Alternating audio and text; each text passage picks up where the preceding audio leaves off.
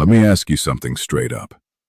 Have you ever met someone who just walked into a room, said almost nothing, and yet everyone instantly liked them? Maybe you thought, what do they have that I don't? Why do people just gravitate to them? Well, here's the truth most people never hear. Likability isn't luck. It's not genetics. It's not charisma you're born with. It's a skill. A learnable, repeatable skill. And once you learn it, your entire life changes. Your relationships, your career, the way people respond to you. Everything shifts. Today, you're going to learn that skill. But before I show you the techniques, here's where things get real. You might think the world rewards talent, intelligence, or hard work. But if we're brutally honest, the world rewards connection. People say yes to people they like. They listen to people they feel understood by. They trust people who make them feel important. And that's why Dale Carnegie's classic, How to Win Friends and Influence People, is still dominating shelves almost 100 years later. Because it teaches the one thing school never does, how to actually deal with people. But don't worry, this isn't about manipulation. This is about unlocking the best, most magnetic version of you, the one that already lives inside you, but hasn't been trained yet. So, let's begin your hero's journey. Every hero's story starts with a moment, a realization. And today's realization is this: people don't respond to who you are. People respond to how you make them feel. If you take nothing else from this video, take that. Because we're living in a world where everyone is distracted, stressed, and craving attention. And when someone comes along who makes them feel valued, seen, respected, they'll remember that person forever. So your journey today is simple. Learn the rare human skills that make people feel good in your presence. Skills anybody can learn. You just haven't been taught them, until now. Chapter 1. The one habit that instantly makes you more likable. Let's start with Carnegie's simplest but most underestimated principle. Become genuinely interested in other people. Sounds basic, right? But here's the twist. Almost nobody does it. Most people are so busy trying to impress others that they forget. The most impressive thing you can do is make the other person feel interesting. When someone talks about their life, their dog, their job, their favorite show, and you listen like it actually matters, your likability skyrockets. Not fake interest, not, yeah, cool, but real, sincere curiosity. Ask yourself, when was the last time someone truly listened to me? Rare, right? That's why genuine listeners stand out like diamonds. And don't worry, you don't have to be extroverted. You don't need to be loud. Quiet people often do this even better. Because listening isn't about volume, it's about presence. Pattern interrupt. Quick question. When someone interrupts you mid-sentence, don't you suddenly like them less? Exactly. Let's fix that. Let's make you the person people feel safe speaking around. Chapter 2. The simple, free superpower you're not using. Here's another Carnegie rule. Smile. But wait, not the fake, cheesy kind. I'm talking about the warm, relaxed smile that tells someone, "You're safe here. I'm glad we met." A smile isn't just a face movement. It's an emotional message, a social green light. Studies show people make judgments in the first 7 seconds of meeting you, and a genuine smile can completely change that judgment. It works on strangers. It works on coworkers. It works even over the phone. Yes, people can hear a smile. The best part? It costs you nothing. Not time, not money, not energy. But its effect is priceless. And now we're about to dive into one of the most powerful human hacks of all time. A principle so simple, so obvious, yet so rare, that when you use it, people feel instantly connected to you. You're going to learn the sweetest sound technique. Most people get it wrong. You will get it right. All right, let's pick up exactly where we left off, with one of the most powerful, misunderstood shortcuts to instant likability. Chapter 3. The Sweetest Sound Technique. Dale Carnegie said something legendary. A person's name is, to that person, the sweetest and most important sound in any language. Think about it. When someone remembers your name, at a party, at work, at the gym, don't you suddenly feel seen? Names aren't labels. They're identity. When you use someone's name, you're telling them, I notice you. You matter enough to remember. But here's the twist most people miss. You don't have to overuse it. Just weave it naturally, once at the beginning, once near the end, maybe once in between if it fits. Not, nice to meet you, John. So, John, what do you do, John? Hey, John. That's creepy. Instead, hey, John, that's a great point. Or, I get what you're saying, John.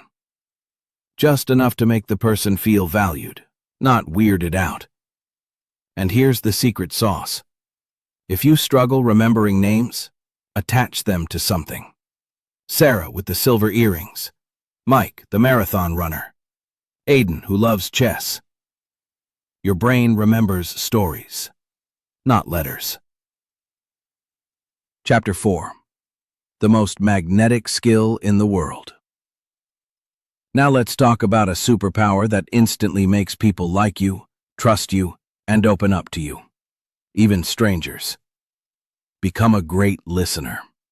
Not a waiting for your turn to talk listener. Not a pretending to listen but really checking your phone listener. A real listener. Here's the uncomfortable truth. Most people don't listen. They reload. They wait for their chance to talk again. But when someone meets a real listener, someone who pays attention, nods, responds thoughtfully, it hits different. It's rare. It's refreshing. It's unforgettable. When you give someone your attention, fully and sincerely, you're giving them something almost nobody gives today. Presence. Here's what to do. Let them finish their sentences completely. Don't jump in with your story. Ask clarifying questions. Notice emotions, not just words. When people vent, they don't want a solution. They want a witness. When people celebrate, they don't want envy. They want someone who shares the joy. Listening is emotional leadership. But there's a deeper technique, a listening hack that almost feels like magic. A method that makes people feel instantly bonded to you, even if you just met. It's called reflective validation, and when you use it, people feel understood on a level they rarely experience. Chapter 5. Talk in terms of the other person's interests. This right here? This is how you become instantly fascinating to someone, even if you barely say a word. Here's Carnegie's principle. Talk about what they care about, not what you care about. Think about it. If someone loves cars and you talk about cars, if someone loves fitness and you talk about fitness, if someone loves anime and you talk about anime, they like you more. Not because you're a genius, but because you've entered their world. People don't want you to be impressive. They want you to be interested. This principle is a cheat code for dates, friendships, networking, job interviews, sales, and literally every social situation ever. You don't have to fake interest. You just have to ask questions. How did you get into that? What do you like most about it? What's the coolest thing you've learned doing that? These questions open doors. They turn conversations into connections. And they make you seem naturally charming, even if you're introverted. Quick thought. When someone only talks about themselves, don't they instantly become less likable? Exactly. We're reversing that today. Chapter 6. Make people feel important, genuinely. This is the crown jewel, the final foundation. Carnegie said, the deepest principle in human nature is the craving to feel important. People want respect, recognition, validation. This isn't ego. This is humanity. And when you give it to them sincerely, authentically, without flattery, you unlock connection. Here's how. Notice small things. Say thank you often. Celebrate small improvements. Validate their struggles. When you make someone feel important, you don't just win their friendship. You win their heart. Now we're about to shift to the next level. Persuasion without pressure. Influence without force. The art of making people agree with you naturally, often thinking the idea was theirs all along. Welcome back. Now we enter the influence stage. You've already learned how to make people instantly like you, but likability is only level 1. This next part, it's about helping people see your perspective without force, without pressure, and without arguments. This is the part Dale Carnegie mastered better than anyone alive. Let's get into it. Chapter 7. The Secret to Winning Any Argument. By never arguing. I know, this sounds insane. How do you win an argument? By avoiding it. Here's the truth Carnegie discovered. No one actually wins arguments. Ever. Because even if you win, the other person walks away annoyed, embarrassed, or resentful. You proved them wrong, but you lost their respect. Here's the real psychological reason. People would rather feel right than be right. And when you argue, you're attacking their identity, not their opinion. So instead of arguing, do this. Stay calm. Say, I might be wrong, help me understand your point. Ask questions instead of making statements. Look for common ground first. Agree where you genuinely can. Suddenly, the other person isn't defending, they're relaxing. They're open. They're willing to hear you because you respected them. And in that space, that's where your influence grows. Just think about how many arguments could be avoided if people simply realized winning the moment isn't worth losing the relationship. Chapter 8. Never say you're wrong, even when they are. This principle is pure emotional intelligence. When you tell someone you're wrong, what you really told them is, you're dumb, you're clueless, you should feel embarrassed. And the moment someone feels attacked, their brain flips a switch. It's called defense mode. Logic disappears, humility disappears, curiosity disappears. They stop hearing your words and start protecting their ego. Instead, say things like, I see why you'd think that. That's an interesting point. I might be missing something. Can we explore this together? Here's how I understood it. This approach does 2 things at once. 1, it keeps the conversation alive. 2, it makes people more willing to accept your perspective. Because you didn't challenge their intelligence, only the idea. And ideas can be changed. Identities can't. Chapter 9. Admit when you're wrong, fast and fully. This one is powerful because so few people do it. Carnegie discovered something shocking. When you admit your mistakes quickly and sincerely, people like you more, not less. Why? Because owning your flaws is strength. Because honesty builds trust faster than perfection ever could. Because humility is emotionally disarming. Imagine this. Instead of defending yourself, you say, you're right, I messed that up. I should have handled it better. Boom. Tension dissolves, walls drop, respect rises. This works in friendships, relationships, negotiations, customer conflicts, work disagreements, and it instantly sets you apart in a world obsessed with being right. But now comes a deeper secret, a persuasion technique so subtle that when you use it, people say yes without realizing why. It's the first step to getting others naturally aligned with you. It's called the yes ladder, and we're diving into it next. Chapter 10.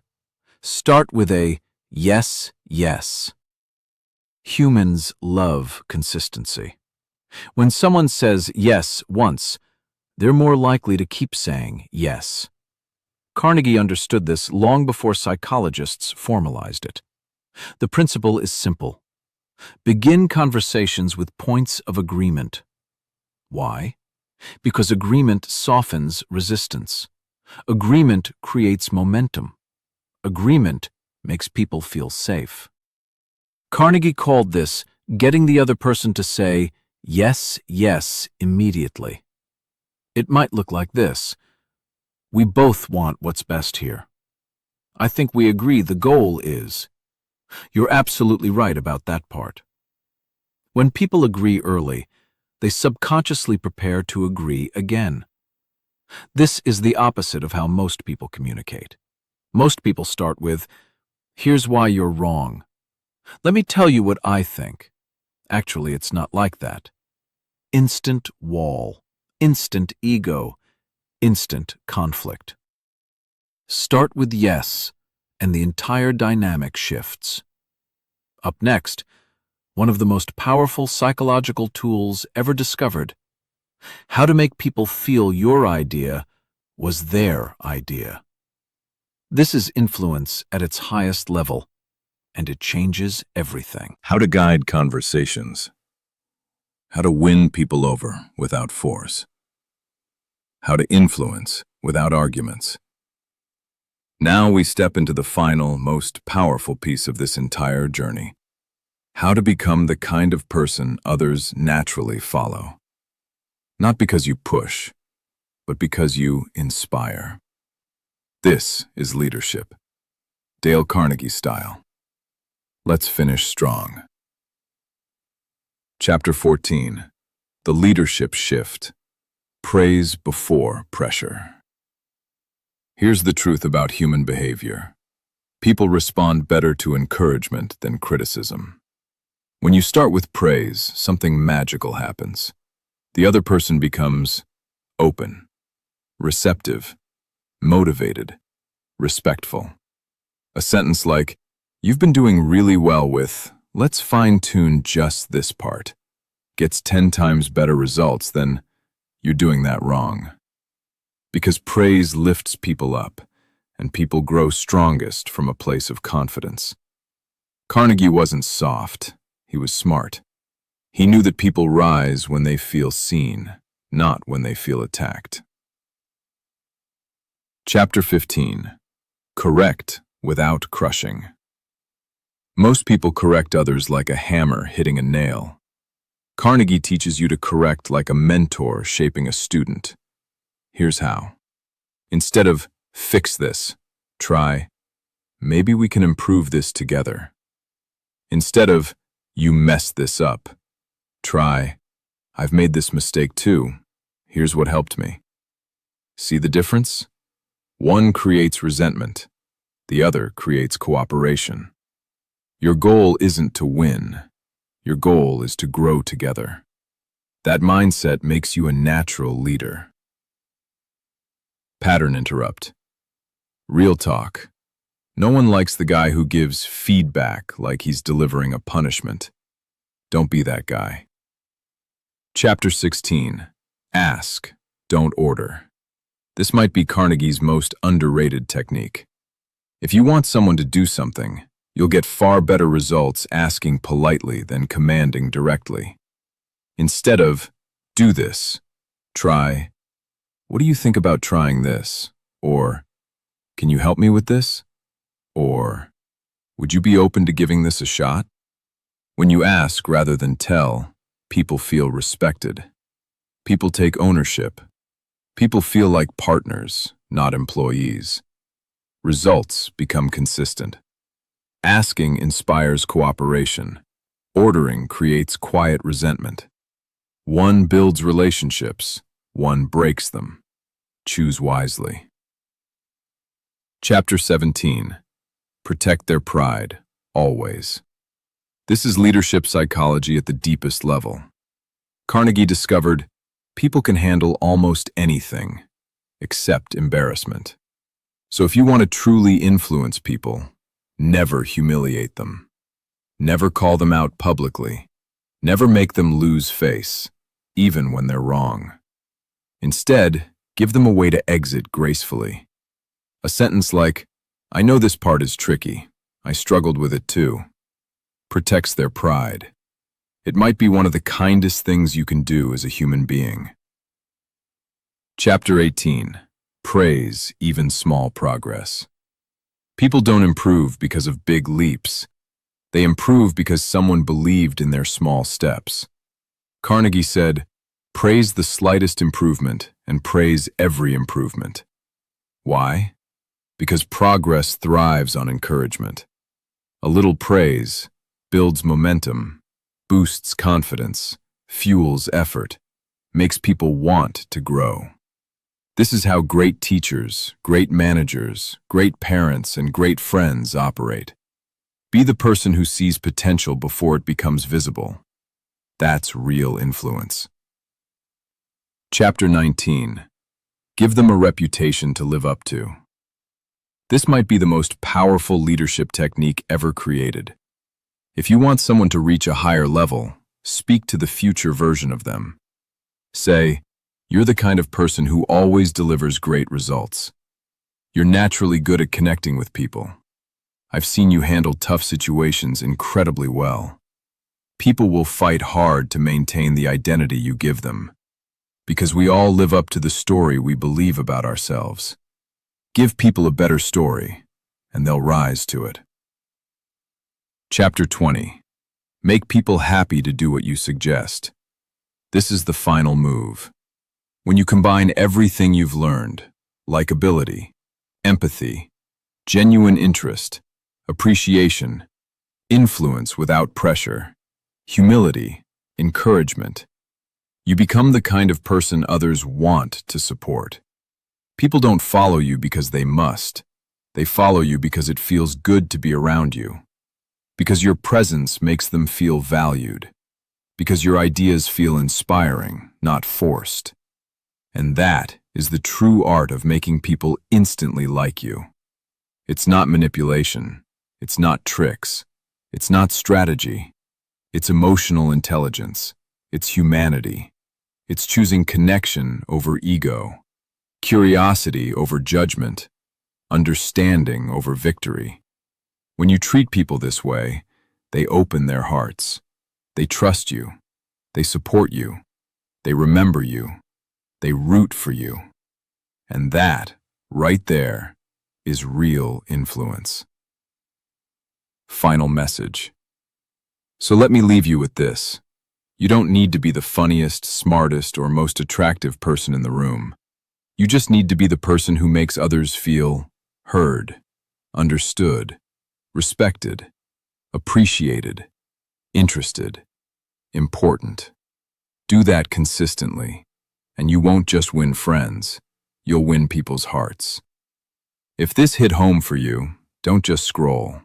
Hit subscribe and start becoming the version of yourself people are naturally drawn to. One genuine conversation at a time.